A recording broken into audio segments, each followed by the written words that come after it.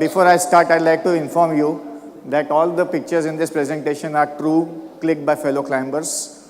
And just relax and enjoy these pictures. The whole presentation is basically in two parts. First, everything on Mount Everest. And second, a corollary or metaphor of this Mount Everest with my peak in my life, the tallest peak in the world with my peak in my life. Okay? Before I start, I'd like to ask you, anyone who has reached the base camp of Everest? Raise your hand.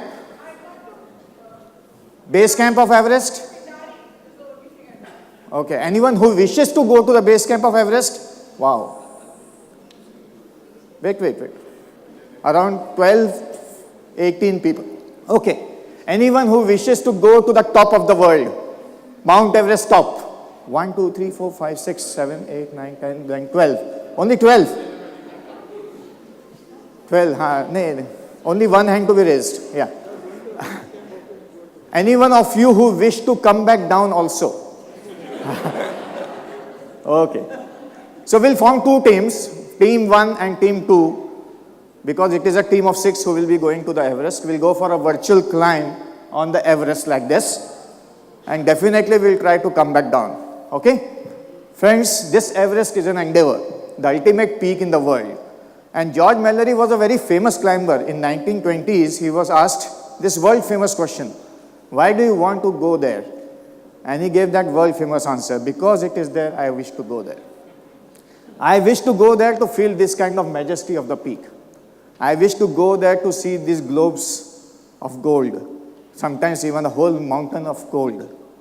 I wish to go there to understand this divine feeling, this kind of Mother Nature's serenity and divinity, where automatically I bow down to Mother Nature, understanding very well what it is all about. Friends, 2 days before we had Kojagiri, and if I can go to the top of the world and look at a full moon, Kojagiri Purnima, moon, nothing can beat that. On Mount Everest, a full moon at Kojagiri is about 8 feet wide. And this kind of experience is something to be really experienced. So this mountain stands 9 kilometers above the sea level. It is a vertical climb 9 kilometers up. And you know the tallest building on earth? That is Burj Khalifa. It is 2,750 feet in height. Mount Everest is just 15 Burj Khalifas on top of each other. Bas. Or 20 Empire State Building on top of each other. So when I should climb, the two teams will be reaching or going up in the month of May. And maybe sometimes they will try in the month of October. But all the news of Mount Everest, it comes in the month of May. What is the problem in other months? This is a picture on the mountain, but the mountain is not seen because of the wind speed of 180 kilometers per hour. So friends, to climb the Everest is no ordinary climb, because Everest is more than a mountain. It was in 1920 when Nepal government gave the permission. And in 1921, George Mallory, the most dashing climber at that time, with his British team went up for the first time. They reached to about 23,000 feet, encountered a storm, turned back. Next year, they again went up 1,000 feet more, encountered a blizzard, turned back. Third year, again they went up 770 feet more, blizzard, turned back. And in the fourth year, George Mallory died on the mountain. If you remember 1999, Times of India front page news, his dead body was found on the mountain 75 years later, and it is still there on the mountain because it cannot be brought down. So friends, it takes strength and courage to climb any mountain, obviously. But it also takes that wisdom to turn around. And that is what this mountain teaches you as a first lesson. The wisdom to turn around. That many a times I'm seeing my peak there, I've slogged for 10 years, and I know I should turn around. My intelligence says to me so, but I do not do so because of my ego. And that wisdom is below. I will not turn around because I have slogged so much. I will take it or do it come what may, by hook or by crook. And that wisdom vanishes out. But this mountain teaches you completely clearly that there is a wisdom in turning around. The two teams will be part of this ant trail like this, one of the climbers amongst the 500 climbers who climb in the month of May. And if one of you slips down, he will take down about 10 to 20 people along with him. So this is the shocking problem in the month of May and October on Mount Everest. Approximately 600 climbers in the whole month. For the Indians, we started in 1960. We went till 770 feet below the top of the world, encountered a storm, the wisdom to turn around. 2 years later, the second attempt was done. We were just 440 feet below the top of the world. Just think, 440, that is on the main road, outside the hotel.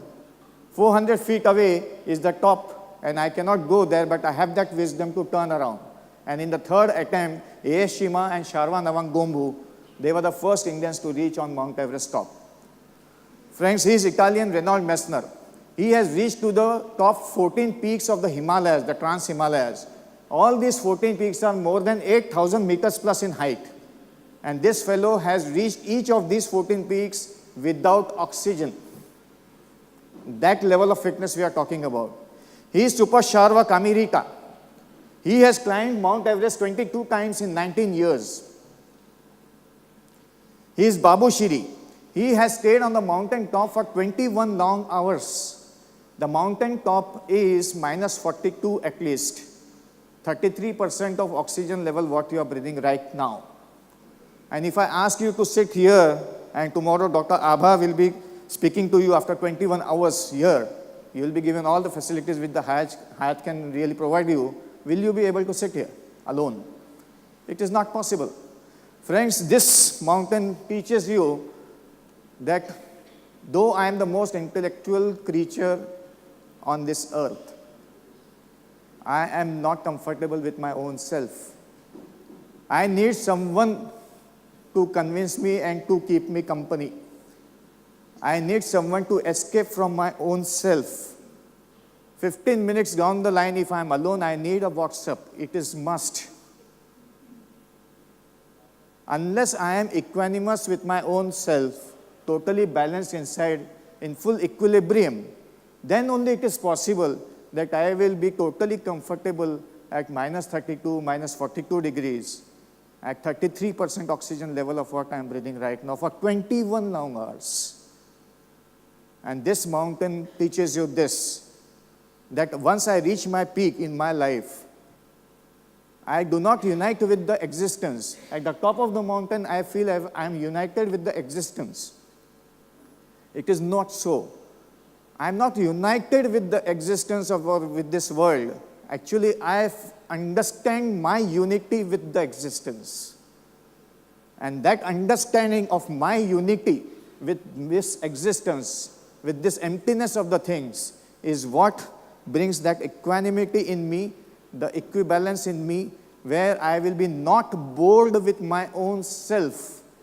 A person who is not bored with his own self perhaps has the greatest achievement in his own life, that I am not bored with my own self. This person was not lonely on the top, he was alone.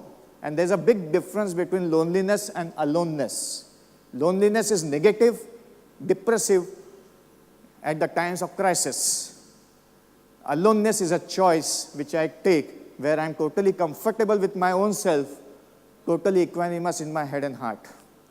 And this is what this mountain teaches me. He died in one of the crevasses on the mountain. Friends, he is Angarika. He has a record to go on the top of the world in winter and come back down alive. She is Anshu Jemsempa from Arunachal Pradesh. She is a mother of 2 children, and within 10 days she could go up twice and come back down twice. That level of a stamina with a child 3 years old at home of this mother. So what is a Sharva? It is pronounced as Sharva, not Sherpa. People of the East. And they have a very peculiar naming system. They are named according to the day on which they are born. So if a Sharva is born on Sunday, he will be called Nima. If a child is born on Monday, she or he will be called Dawa. Simple. So if you happen to meet Pemba, it means he or she was born on Saturday. Chapter close.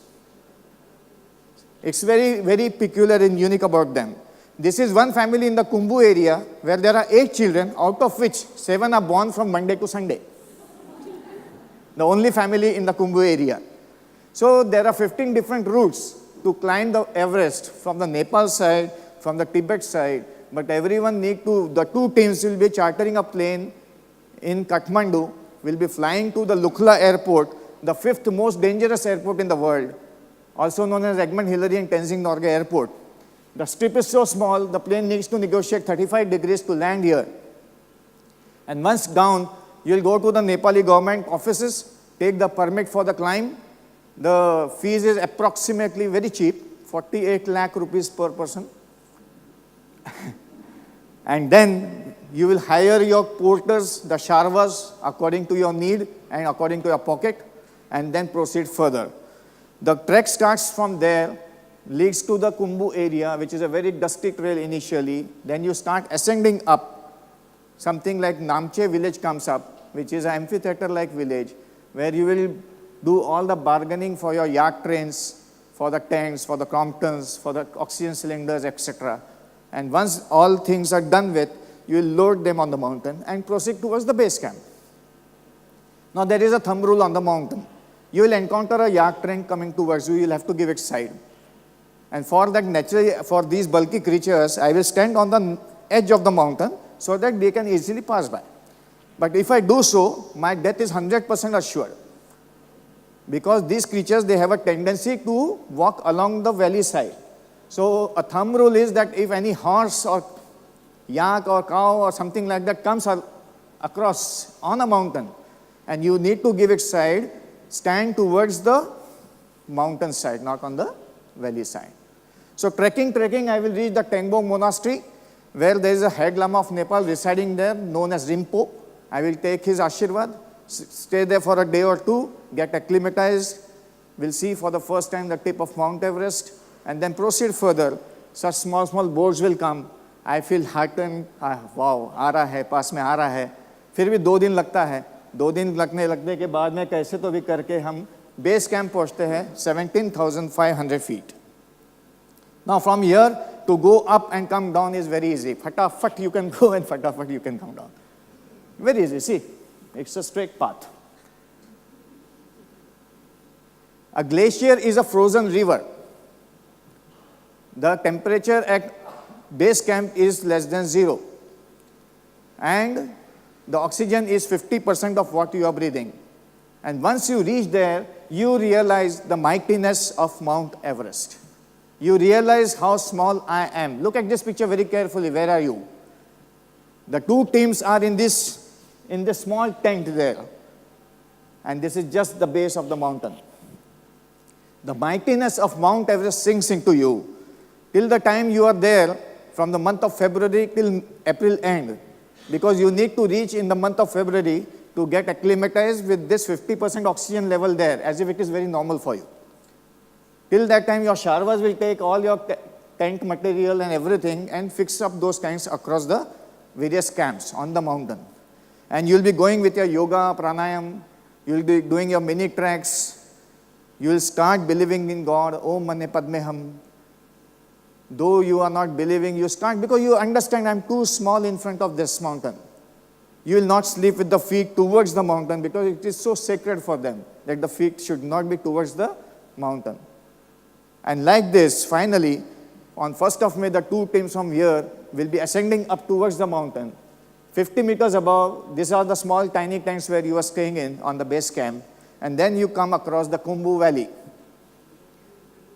The Kumbu Valley looks very simple, deceptively simple, that I can easily run across. But 45 deaths have happened here.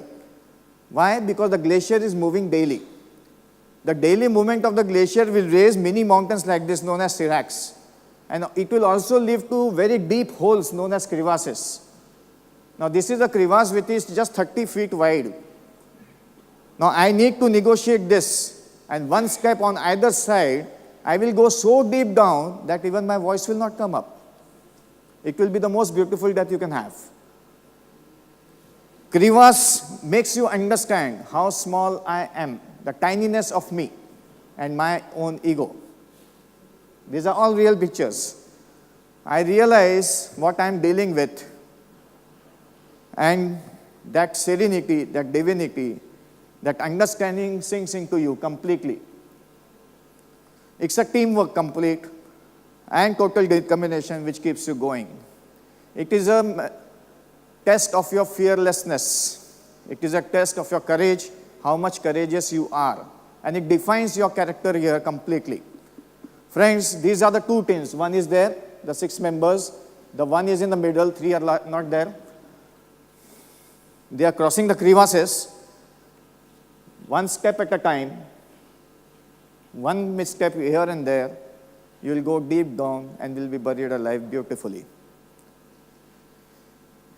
So teamwork, you continue, cross the Kumbu icefall and reach there. Sound. This is just one small video. Yeah. Sound. 4 hours. They're back at the crevasse. 10 मिटरको काटा है पहिला सबला ताजोले extra चाहिँ गोजन हो It's so wide, 3 ladders need to be lashed together.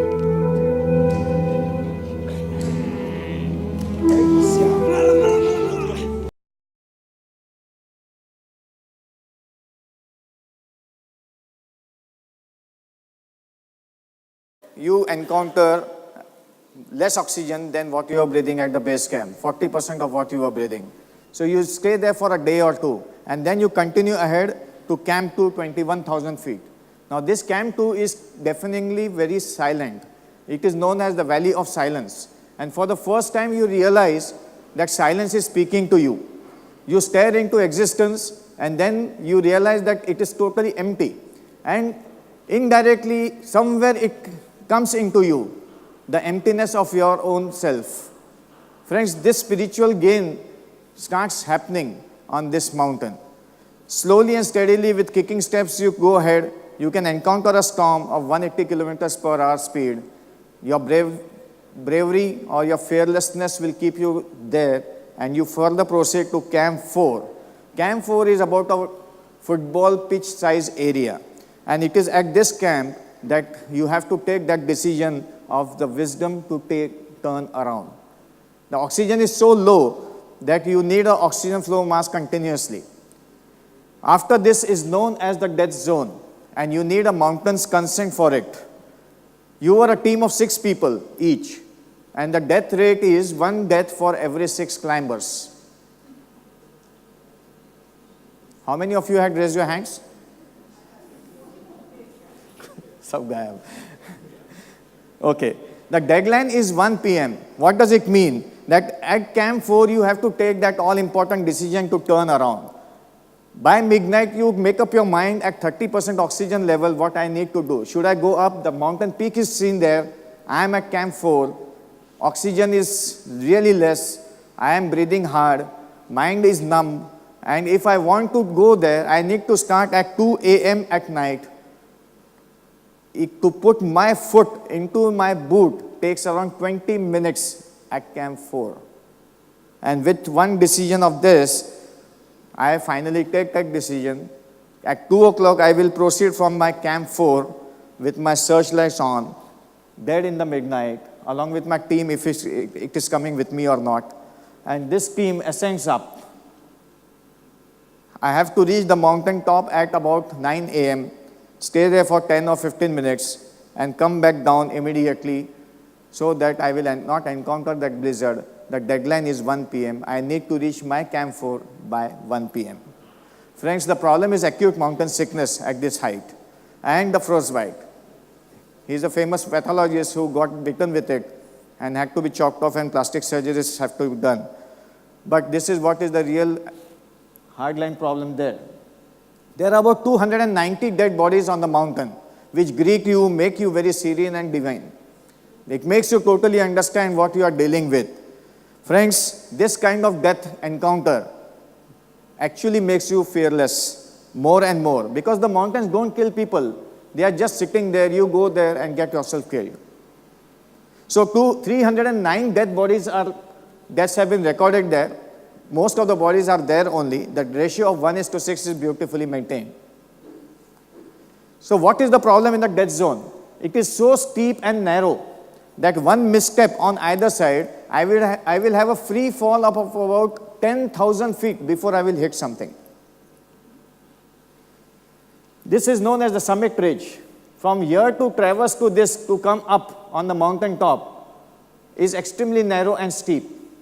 One misstep here, I go 8,000 feet below without hitting anything. But why I go there? Because the mountain calls me. I ascend up with my teammates. The last 40 feet is known as the Hillary step, which is nearly vertical, extremely technically demanding. But finally, I reach there after lots of hardship. The determination in me makes me going. And this is how I feel from the top of the world. These are the pictures actually from the top of Mount Everest. Some are beautifully, very clear day. Sometimes it is very hazy. But it is a world of its own. You see the next highest 2 or 3 peaks in the world.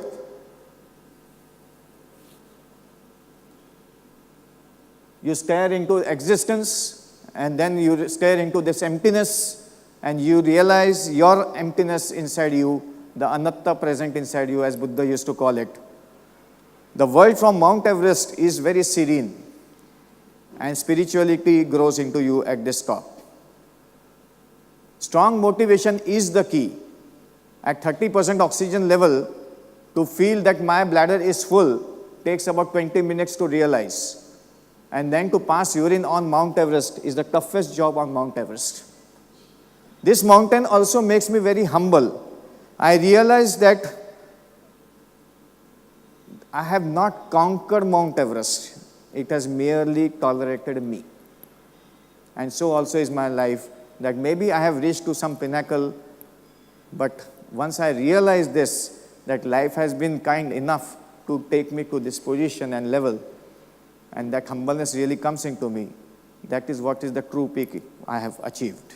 She is 9th standard girl Malwan Purna, the youngest human being on earth to climb Mount Everest from a small village in Telangana. There was a movie Purna about 1.5 years ago, if you have seen. A movie was made on her. There are a couple who have ran away from home to get married on top of Mount Everest. तो माँ बाप पीछे भाग ही नहीं सके क्योंकि कहाँ भागेंगे इनके पीछे.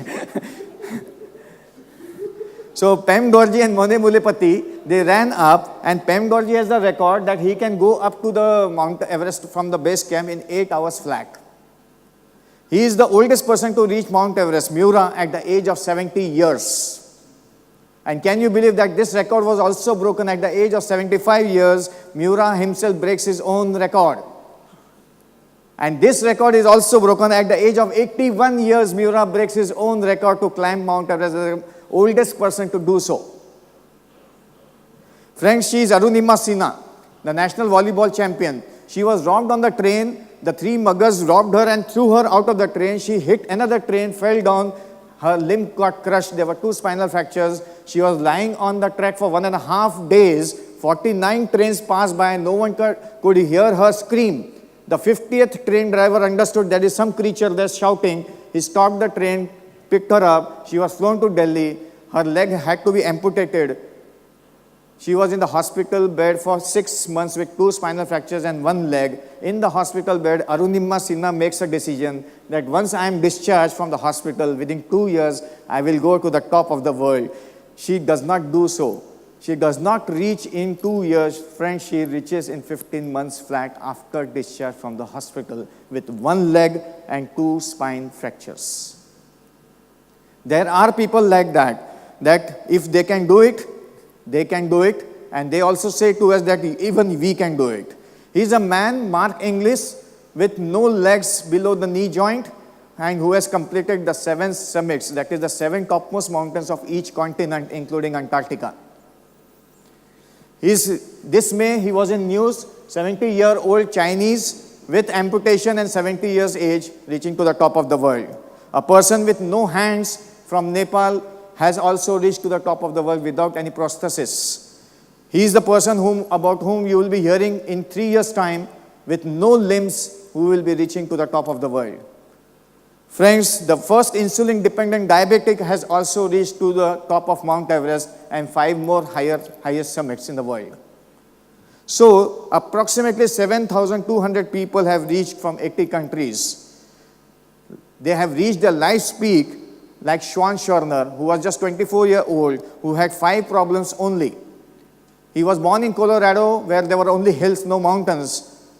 So he had no experience of mountaineering. He suffered from leukemia or lymphoma, took all the chemotherapy and everything for 1.5 years at the age of 20 years. And in the hospital, he decided that once I'm cured of it, I will go to top of Mount Everest. If I suffer from cancer, will this thought come to me that I will go to Mount Everest? 6 months later, he gets one more tumor of the lung, and his whole lung is removed. Schwan Schorner's tragedy is such that he had no mountaineering experience. He just had 2 cancers, he just had 1 lung, he had no money, and he had all negative people around him saying that you cannot do this. Schwan Schorner reaches Mount Everest twice, first mentally and then physically. Naturally, we will say that these are the selected few people who have reached their life's peak. They have a special DNA in them, they have been directly transmitted here, and we are not ordinary mortal pediatricians doing our clinics and rounds, and that's enough. But they are not the selected few who have reached their life's peak, friends. They are the determined few who have reached their life's peak. Because to reach your peak in your life, they have taken that choice. The choice is with me, and this choice I have not taken. I have to admit that this choice is with me even now sitting here, but I have not taken it. Last 5 minutes. So what is your peak in your life? It is the biggest test of endurance of your hardship. It is a triumph of a human spirit, the great human spirit. Friends, it is something like adventure grand slam. In lawn tennis, there is a grand slam, you know that. Also in adventure, there is a grand slam. It means you need to climb all the 7 summits, the 7 topmost mountains of each continent, also the North Pole, also the South Pole. And then you get the khitab of adventure grand slam. Alison Levine had just 2 problems, 2 heart surgeries. And whenever she used to open the fridge in her kitchen and put her hand inside, the fingers used to turn blue and painful, Raynaud's phenomena. Now with this kind of thing, will the thought come across to you that I will go to top of Mount Everest?